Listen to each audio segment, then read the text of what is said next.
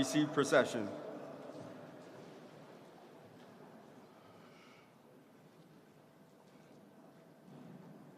Honorable Amy Lynn Blake, Chief Justice, Massachusetts Appeals Court. Honorable Brian J. Dunn, Chief Justice, Probate and Family Court. Honorable Melanie J. Gargis, Associate Justice, Probate and Family Court. Her Honor, Lieutenant Governor Kimberly Driscoll, Commonwealth of Massachusetts. Her Excellency, Governor Maura Healey, Commonwealth of Massachusetts. Honorable Jennifer M. Allen, Associate Justice, Appeals Court. You please have a seat. Can you please remain seated until procession has exited to the top of the stairwell? Thank you.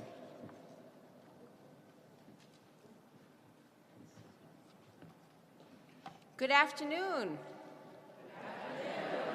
Welcome, everyone. What a great day it is. We are here, of course, to celebrate the appointment of Justice Jennifer Allen to the Massachusetts Appeals Court. My name is Amy Blake, and I'm the Chief Justice of the Appeals Court. I will be your host for today's celebration.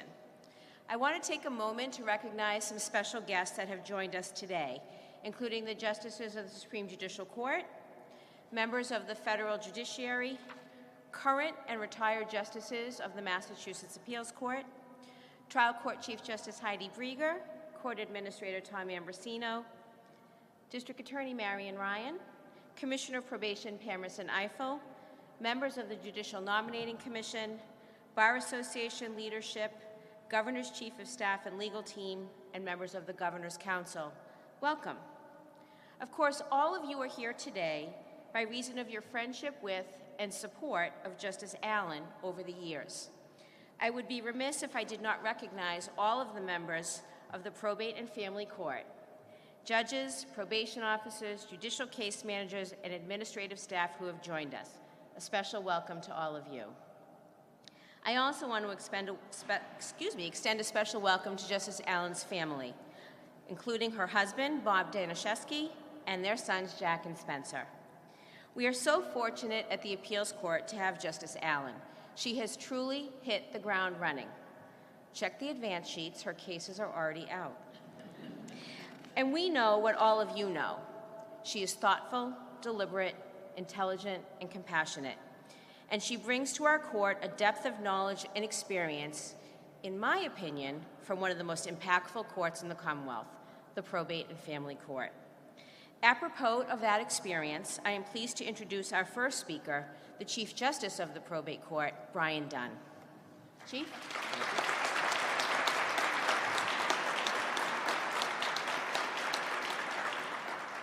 Thank you, folks.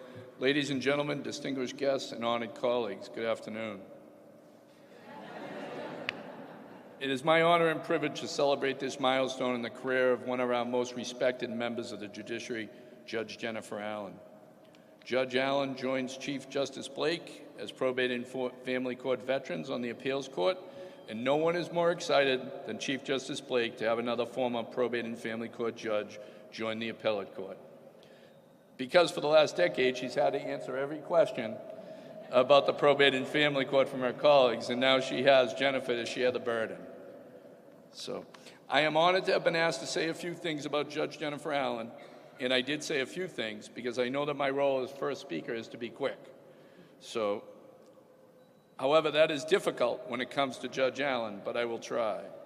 During her 6 years of service in the Probate and Family Court, she emerged as a leader and a trusted colleague whom other more senior judges sought counsel when faced with thorny legal issues. In the Probate and Family Court, we hear a wide variety of matters: divorce, custody, support, guardianship, healthcare proxies, wills, trusts, special immigrant juvenile matters, petitions to partition real estate, plus the amorphous petitions in equity. We're basically the golden corral of courts, a little bit of everything. And often a judge has a particular area of expertise, but Judge Allen could be consulted on all types of cases. She has a deep knowledge of the law and a common sensibility to apply it to each unique situation. I know in the coming years that her colleagues in the appeals court will find the same, and be seeking out her for discussions in all areas of the law. They will not be disappointed. Judge Allen was not only a resource on the law, but also a leader in our court. She was the first judge in Middlesex County to pilot the Pathways ADR program that has now been implemented across the state. She also led in the transition of the Middlesex Division from Cambridge to Woburn and Lowell. She was a leader of her colleagues in Lowell and worked tirelessly with First Justice Monks to ensure a smooth transition for all employees and litigants. She also led in other important ways, subtle ways. She led by treating all litigants with dignity and respect and helping senior and junior judges understand the importance of doing so. During her time assigned to Middlesex, Judge Allen also took over the Department of Mental Health block cases in that county, where she stressed an ongoing focus on protecting respondents of guardianships and conservatorships. This concept has now grown to a very successful department-wide initiative to safeguard the rights of these most vulnerable citizens. Judge Allen's dedication to protecting the most vulnerable did not begin with her appointment to the Probate and Family Court, but dates back to her time at Boston College Law and continued with her pro bono work for the Metro West Legal Services and the Middlesex Bar Association. I know her dedication to protecting the rights of elders and other vulnerable groups will not stop with her appointment to the Appeals Court, but only magnify her ability to do so. Judge Allen has also been a tireless educator in the legal community. She's currently on the board of editors for the Boston Bar Journal and has presented at numerous MCLE social law library and court events.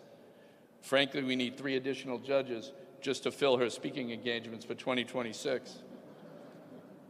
On behalf of all the judges, registers, and employees of the Probate and Family Court, it is my honor to thank Judge Allen for everything that you have done as a Probate and Family Court judge, and to wish you the best as you begin this next phase of your career.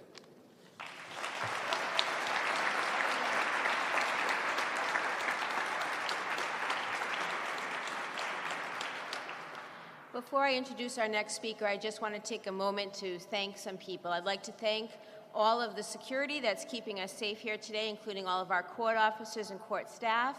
I'd also like to thank those members of the governor's team and the appeals court team that made today happen.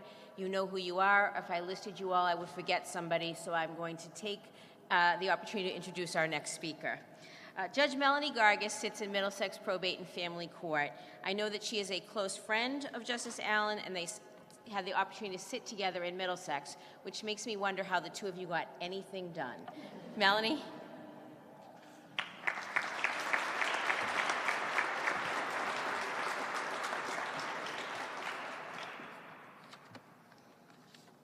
Yes, thank you in particular to the court officer who safeguarded me going down the stairs. So good afternoon to all of you, to Governor Healey, Lieutenant Governor Driscoll, the honorable jurists of the Supreme Judicial Court, Appeals Court, and all trial courts, judicial staff, the Judicial Nominating Committee, the Joint Bars Commission, the governor's legal team, special guests of the court, the distinguished friends and beloved family of Justice Allen. I'm here today not just in my capacity as a probate and family court judge, albeit I'm almost the oldest one now on this court. But that aside, I'm here in the capacity much dearer to my heart as a close friend of Jennifer Allen. It is my great pleasure to stand with you here today in celebration of her achievement of being appointed to the Massachusetts Appeals Court. I first want to thank Governor Healey for this appointment. It not only means so much to those of us who supported her application, but it is also profoundly meaningful and impactful for the Probate and Family Court. I also want to say thank you to Chief Justice Blake. You left the Probate and Family Court over a decade ago for the Appeals Court, but you remain in our hearts as a dear colleague and a devoted advocate. Please allow me to share with you what the Appeals Court jurists have gained, as you will not hear this from Jennifer herself. She is overarchingly humble about her achievements. If you listen to her Governor's Council hearing and to her witness, Attorney Martin Kane, you learn that she graduated second in her high school class when she was only 16 years old, and that after college graduation, she turned down the opportunity to attend an out-of-state Ivy League law school so she could remain with her mother in the Boston area following her father's death. These achievements are nowhere to be found in her resume or her biography and have not otherwise been disclosed by Jennifer for public consumption. I am sure that many of her trial court colleagues learned these facts for the first time at the hearing in June. For over 25 years, Jennifer distinguished herself as a family law attorney, serving litigants during their most challenging moments about deeply personal matters. She did so with integrity, grace, and intellectual honesty.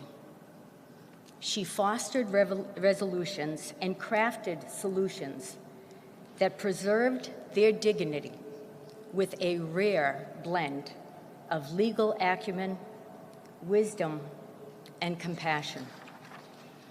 She brought with her a wealth of experience when she joined the bench in 2019.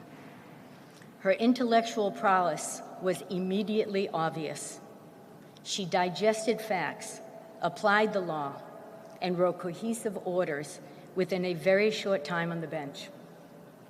She quickly became comfortable in the courtroom, and her astuteness about courtroom management was held out to new judges as a model which they were encouraged to emulate.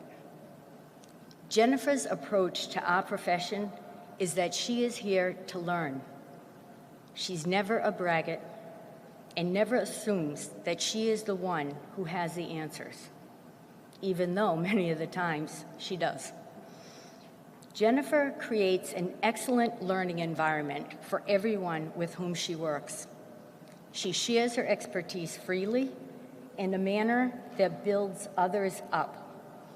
She firmly believes a successful team is crucial to the success in the courtroom.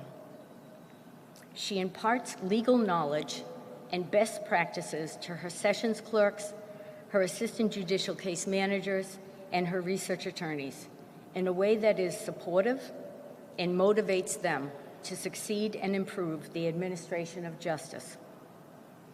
Jennifer has been a mentor to many, as Brian has mentioned, dedicating hours to setting them up for success. The combination of her being approachable and quick to offer the benefits of her wisdom and experience makes everyone believe that they can succeed in reaching their goals. Jennifer was asked by the Flashner Judicial Institute to speak to all the new judges in the Commonwealth throughout the different departments on how to succeed as a new judge. She is repeatedly sought out by the bar associations, Social Law Library, and MCLE to speak on varied legal topics. So in addition to having an outstanding intellect, being a colleague with whom everyone wants in their court as a team player, Jennifer brings a perspective grounded in the real-world legal practice and a profound understanding of the challenges she will now face. Jennifer, your dedication to the law and to the people it serves sets a standard we all strive to meet. Congratulations on this momentous achievement.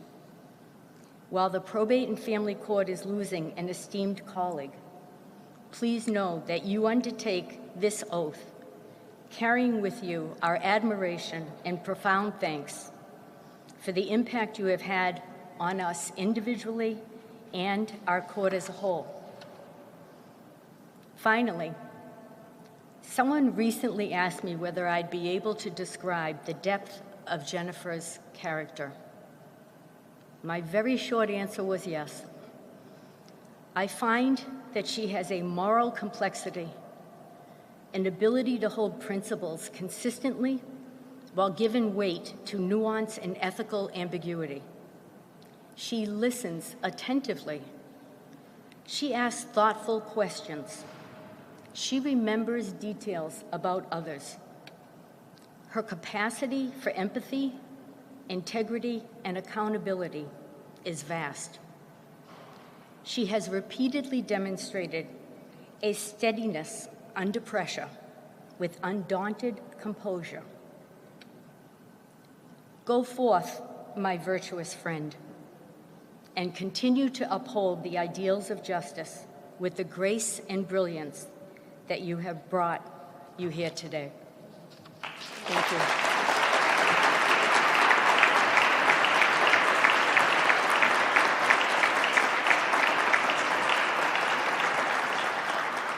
This is the first time I've seen that serious side of you, Justice Gargas.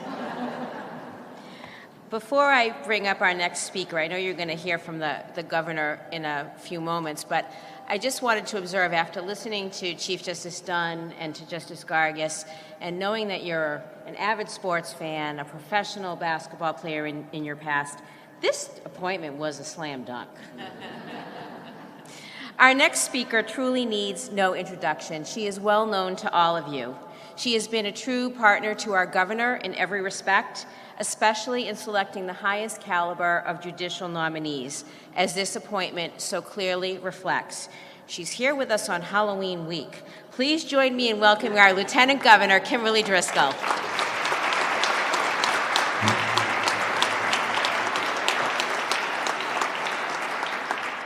Clearly, I'll do anything to get out of Salem in October. Thank you, Chief Justice Blake, and to the many members of the judiciary who have joined us here, along with our nominees' family and friends and guests. It's really an honor to be with you, to have the governor here as well for this very special occasion. I want to recognize the members of our Governor's Council who are here as well. It gives me special joy to be able to recognize the members of the Governor's Council. I think the governor and our team share a deep respect for the unique and important role that the Governor's Council plays in our system of governance. It is unique, and it is different, and it's working. I have the honor of serving as the ex officio member of the Council and chairing meetings and hearings. I've seen how thoughtful members of the Governor's Council are, how much work they put in. And as chair, I have the privilege to work alongside these colleagues on a regular basis to confirm judicial nominees. I know our counselors take this work seriously, the shared responsibility to ensure that those who serve on our courts reflect the highest standards of legal excellence and the lived experiences of the people of Massachusetts. They engage in thoughtful, rigorous deliberations so that every appointment strengthens the integrity and diversity of our bench.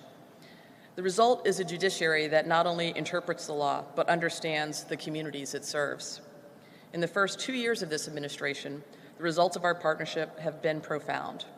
We've appointed nearly 100 accomplished and outstanding judges to the courts throughout the Commonwealth, and these appointments have been diverse in every possible sense of the word, reflecting the full breadth of experience in the people in the communities of our state. Today's appointee embodies all of those ideals and more. What joy it was to hear from you, Justice Gargas, those beautiful remarks about your friend and our nominee today. You bring years of experience, a deep legal acumen, and a demonstrated commitment to justice and public service. Judge Jennifer Allen is a jurist of remarkable experience, wisdom, and intelligence. We're grateful for her willingness to serve in this role and proud to stand with her this afternoon as she takes this oath. None of this would be possible without the leadership and vision of our governor. Under Governor Healey's leadership, Massachusetts has appointed some of the most qualified, capable and diverse judges in our history. And I know firsthand our governor's steadfast commitment to equity, access, and excellence in the judiciary. That is what's going to help ensure that our courts remain a source of confidence for every resident in the Commonwealth. And at a time when trust in institutions can feel fragile, we are fortunate to have such a strong and principled leader guiding Massachusetts forward. And I'm fortunate because I get to work alongside her every single day. It's my great honor to introduce someone whose dedication to justice and public service continues to shape the future of the Commonwealth, our great Governor, Maura Healey.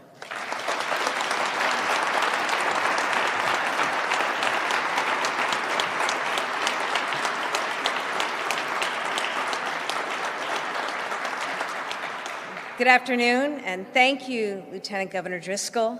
Thank you, Chief Blake, Chief Dunn, Judge Gargas.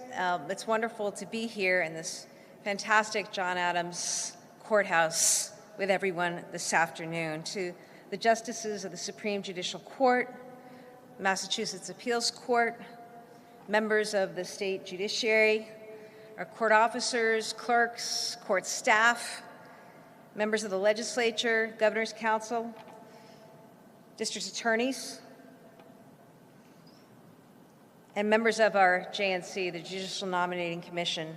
Thank you all. I also want to thank members of the Governor's Office of Legal Counsel, in particular our Chief Legal Counsel, Jesse Boodoo, and our Deputy Legal Counsel, Derek Lessenheim, for all of your work on many, many appointments, including this important appointment today. To friends, to guests, to all here, I am so excited to be here with you to celebrate the appointment of Jennifer Allen to the Appeals Court. I've heard from many people since her nomination was announced and her confirmation took place that if all of her supporters and admirers could attend today's celebration, we would have had to move from this auspicious hall to the TD Garden. So that says something about Jennifer. I also want to recognize retired members of the SJC and Appeals Court who are here with us this evening. I am grateful, and I speak on behalf of all in the Commonwealth, to each of you for your service, as I am grateful to all of you who continue to serve. I also am grateful for the time and the effort that everyone puts in every day, in particular from the Appeals Court, to help you all do the great work that you do. I just have to say it as before I say something more about Judge Allen. Massachusetts is blessed with the absolute best judiciary in the country. All of our courts and all of those who animate and work in our courts should be proud for the role that each and every one plays in making that the case. So I know the LG and I take great pride in being able to serve in a state where there has been, from the beginning of time, incredible judges on the Massachusetts courts. And I thank each and every one of you for your service. I thank those of you who work in the court for your service. I know that it is a challenging time right now, both because of economics and budgets, but also because of the nature of our democracy right now and what's happening in our country. But if I had to have faith and reliance on a judiciary anywhere in this country to do the important work of upholding the rule of law, of carrying out the administration of justice, of furthering people's belief in government, and in furthering this great democracy that was born here 250 years ago, there could be no better people than all of you who work in our Massachusetts courts. So thank you very much for all that you do. I also am touched by the comments of Chief Dunn and Judge Gargas, who reflected so beautifully, Judge, on who you are and what you're all about, and no doubt what got you to this point. It's wonderful to see your husband again and your two sons, who I know are so proud of you. And I know that we are stronger as a judicial system for this appointment. Now, I understand that it's critical that we appoint the very best, the brightest judges to our courts. I also appreciate that those who present with compassion and an ability to apprehend and understand the entire circumstance, and also to carry out that work, both with litigants and with others with whom they serve with humility, is something incredibly important. And I know that we have that in Jennifer Allen. I also appreciate, Chief, that it is important to have experts on the appeals court, where many of the cases ultimately are resolved. All the good work, and no disrespect to the SJC, but not everything can get there. So all the more important that the Massachusetts Appeals Court be comprised of the very best across a range of practice areas. And Judge Allen, not only, as you heard, is an expert in probate and family law, she's also that judge who has demonstrated the kind of wisdom and kindness and patience and creativity during her time on the court that I know will benefit and enhance the incredible talent of the Massachusetts Appeals Court. For those of you who don't know, and she lost her accent somewhere along the way, she was born in Manchester, England. But like some folks 250 years ago, she managed to be on these shores and ultimately graduated from Brandeis University, went on to earn her JD from Boston College Law School. She spent 25 years in private practice, focused on parentage and divorce actions, among other things, including alimony and guardianship. And she was appointed to the Probate and Family Court in 2019. I know that as a judge on the Probate and Family Court, she presided over a wide array of cases. Needless to say, some of the most difficult and heart-wrenching cases presented to judges. She's also been a great mentor, and that was something that really impressed us throughout her application, was the number of people who spoke about how Judge Allen has mentored them and taken time with them in advancing their careers. She's been an educator, as we heard, who frequently lectures on matters, and I know that the appeals court will benefit from the depth and the breadth of her knowledge and experience. So I am immensely grateful to Judge Allen for her willingness to serve as a judge and on the Massachusetts Appeals Court. And it is now my honor to ceremonially swear in, because as we heard through the advance sheets, she's already been hard at it. But it is my honor to swear in as Associate Justice to the Massachusetts Appeals Court, Jennifer Allen. Jennifer, would you come before me?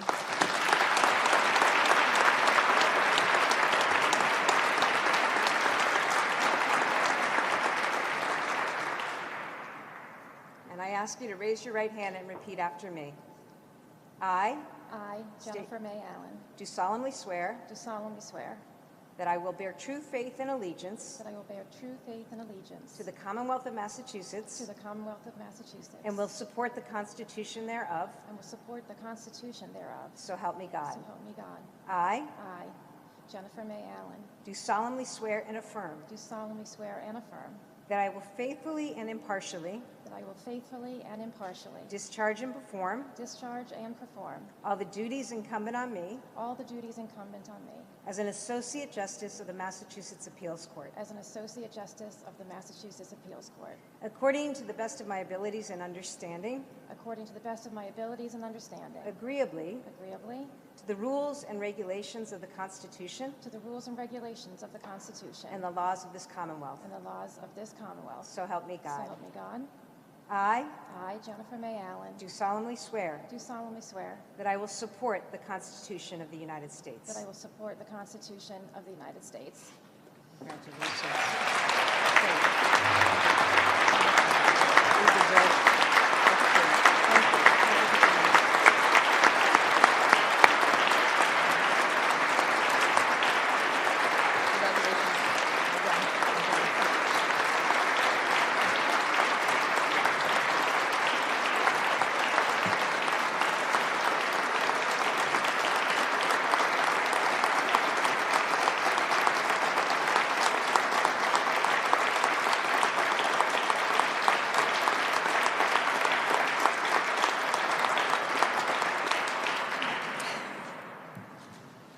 Thank you. Thank you. Thank you, everyone, for coming this afternoon to witness my oath and to share in my celebration. My husband, Bob, and I are humbled and grateful that so many colleagues and friends and dignitaries are here with us. Thank you, Lieutenant Governor Driscoll and Governor Healey, for nominating me to serve as an Associate Justice of the Massachusetts Appeals Court. It is an honor, of a lifetime. I am honored by the trust that you have placed in me, and I am humbled and thrilled to continue to serve the people of this great Commonwealth. Thank you to the Governor's Council, the Judicial Nominating Committee, the Joint Bar Association, and the Governor's Legal Office for your critically important work in reviewing judicial applications like mine throughout all of the departments. Thank you, Chief Blake, first for being our most wonderful host at this event, but second, thank you for your leadership of this court, for welcoming me with open arms and being constantly available to guide me in my first months.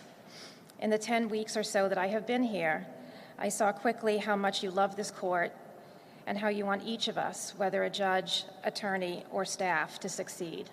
So thank you. Thank you to my speakers for your kind and generous words and your support today and always. Thank you to the great Monique Duarte, our operations manager, who wears so many hats in this court and fulfills all of her responsibilities with calm and grace, including guiding me through the planning of this event. I want to express my deep gratitude to the Governor's team and the staff at the courthouse who helped make today possible, especially to our amazing court officers who help keep us safe each day, especially Melanie getting down the stairs.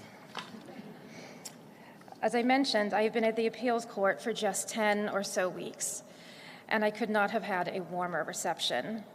Even before I appeared at the Governor's Council, I received countless emails from my future colleagues congratulating me and offering me their time if I needed any assistance. When I arrived, I was so kindly greeted by each justice, each in a personalized fashion. I was welcomed with gifts and flowers, and so many of my new colleagues took the time to sit with me or to write to me to share their pearls of wisdom that had helped them when they joined the court. Methods for organizing work, how to prep for oral argument, finding your way around the courthouse, and finding your way in a system of deciding cases that was very new to me with collaboration and discussion. They told me when to speak up, and maybe more importantly, when to be quiet. Please know that I have listened, and I am grateful for all that you have shared. Thank you to my secretary, Susan Henderson, for your support, to Maggie Farrell and Tom Carter, who helped me have a seamless onboarding process. Thank you to my law clerk, Eliza Hatch, who, along with all the law clerks, found out just 2 weeks ago that they passed the bar examination.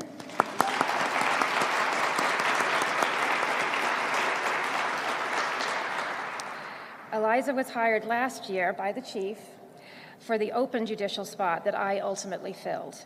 So there was an absence of the normal interview process between the so-called hiring judge and the clerk to ensure a matching of desired attributes and personalities.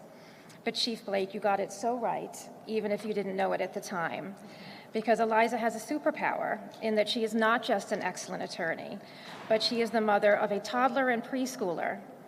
And there is much similarity between needing to support toddlers and the newest member of this court.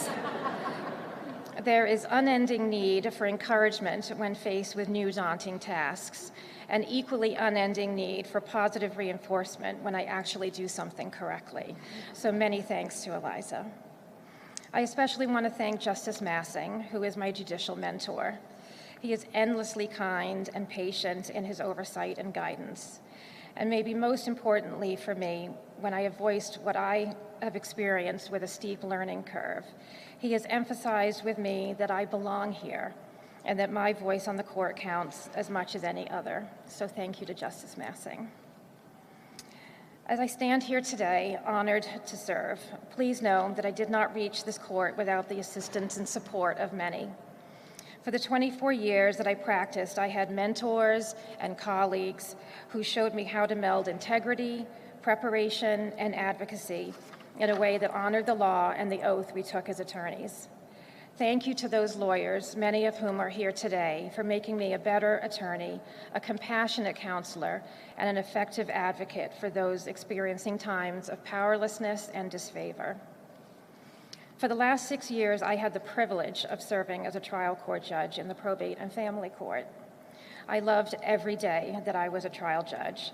and I hope that all who I worked with and those who came before me, both lawyers and litigants, experienced a courtroom that they felt was led by a judge who cared about the law and the individual.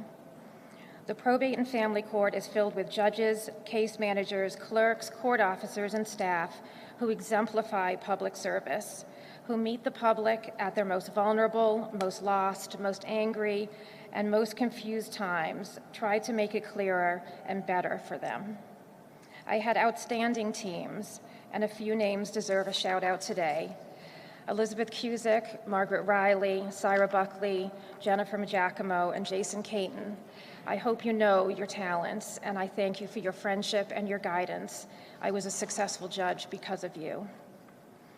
To the judges of the Probate and Family Court, I promise that I will never forget what you do every day for the citizens of the Commonwealth.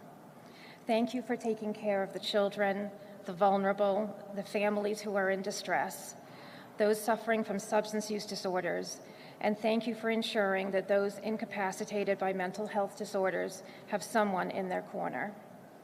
I know that the days are long, the resources are short, and worries of every kind weigh on your minds and your hearts. You are appreciated. Your talents are needed. Please do not forget the difference that you make and the positive impact you have on countless families. I promise to the trial court that I will honor your daily diligence maintaining our precious legal system by applying principles of integrity, honesty, and clarity to my work in the appeals court. I am thrilled that the Probate and Family Court is being led by Chief Dunn, who has a vision that supports the judges as the leaders of the court and knows that they need support internally and externally. And thank you, Governor Healey, for strengthening the probate bench with a diversity that was missing for so long. Finally, I want to thank my family. My husband, Bob, is brilliant and funny and kind. He centers me when I need balance and is a wonderful co-parent. As a result, we have two sons, Jack and Spencer, who have grown to be exemplary young men. I hope you know how loved you are. You are intellectually curious, have great humor, and compassion for others. As they have grown to be adults, Bob and I feel that we live with our two best friends. As a lawyer and as a trial judge, I have been witness to the law being the greatest equalizer. I have always tried to bring my best to the courtroom, whether as an advocate or a jurist. I am honored to have a place in this magnificent courthouse named for the founding father who forged the very principles of equality and constitutionality that guide the law and the courts daily. And in my new role on this esteemed court, with your support, I pledge to do my small part to ensure that those principles endure. Thank you, Governor, and thank you to you all.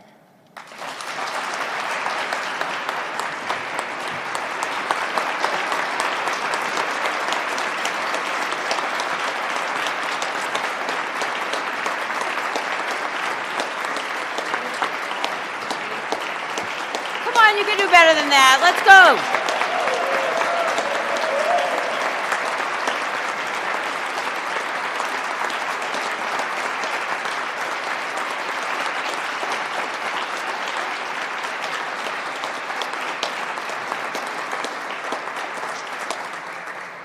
Before we conclude the program, as a former probate and family court judge, and now as your chief, Judge Allen, I have a very important thing to tell you that your friends from the Probate and Family Court may or may not have told you. They don't mind being reversed, just do not remand the case.